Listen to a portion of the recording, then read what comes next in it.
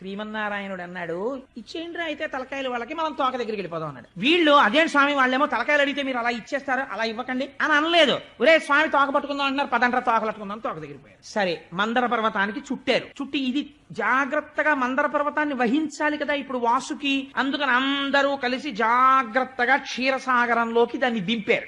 దింపి ఇప్పుడు దాన్ని ఇలా ఇలా తిప్పాలి. ఆ పర్వతాన్ని తిప్పేటప్పుడు చిత్రం ఏమిటంటే అది కిందకి జారిపోకుండా వేరొక పట్టు లేదు దానికి, అలా ఉందంతే పర్వతం. వాసుకే పట్టుకుంటాడు. అలాగా పట్టుకుని ఉండగా ఇటువైపు వాళ్ళు స్థిరమైన స్థానాలు ఉండవు, ఇటువైపు వాళ్ళు లాగుతుంటే ఇటువైపు వాళ్ళు ఇటు పరిగెత్తాలి, మళ్ళీ వీళ్ళు ఇక్కడ వరకు వీళ్ళు ఆగిపోతాయి, మళ్ళీ ఇటువైపు వాళ్ళు పరిగెడితే ఇటువైపు వాళ్ళు ఇటు పరిగెత్తాలి. ఇలా పరిగెడుతూ ఆ పరిగెత్తేటప్పుడు వాసుకి ఇబ్బంది రాకుండా పరిగెత్తాలి. అంతేకాని వీళ్ళ అహంకారాల కోసం పోటీల కోసం పరిగెత్తారనుకోండి, వాసుకి పట్టు వదిలేసి జారిపోతుంది మందర పర్వతం. కాబట్టి అది పట్టుకోలేని స్థితి వస్తుంది. కాబట్టి ఇప్పుడు ఏం చేశారు, మొదట బానే మొదలెట్టి పర్వతాన్ని తీసుకెళ్లారు, అందులో పెట్టారు.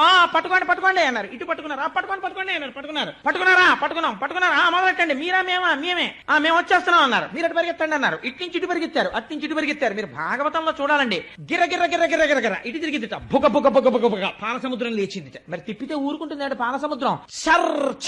చర్ చెస్ అని చప్పుడు వస్తోందిట, నురగలు లేచాయిట, తుంపర్లు లేచాయిట, కెరటాలు లేచాయిట, బెగ్గురు పక్షులు, పావులు, తాబేళ్లు, చాపలు, మొసళ్ళు ఎగిరెగిరి పడిపోతున్నాయిట, కొన్ని చచ్చిపోతున్నాయిట. పాలసముద్రం తిరుగుతోందేమో, చప్పుడు వచ్చేస్తోంది విపరీతంగా. దానికి తోడు బలి బలి బలి బలి వీళ్లరుపులు, ఓహోహోహో వాళ్ళరుపులు, ఓ పక్క కోలాహలం, ఓ పక్క పాలసముద్రంలో ఈ మందర పర్వతం తిరుగుతున్న చప్పుడు. ఈ చప్పుడికి ఉరేదేదో భలే ఉందిరా తిప్పడం అని చెప్పి ఎవడి మానానవాడు గిరగిర తిప్పేస్తే ఏమైంది, ఉరే పట్టు తప్పిపోతాను, మీరు సరిగ్గా చిలకట్లేదు, వదలండి వదలండి వదలండి అంటున్నాడు. ఆయన విడవకుండా తిప్పేశారు, పరిగెడితే పట్టు తప్పిపోయి మందర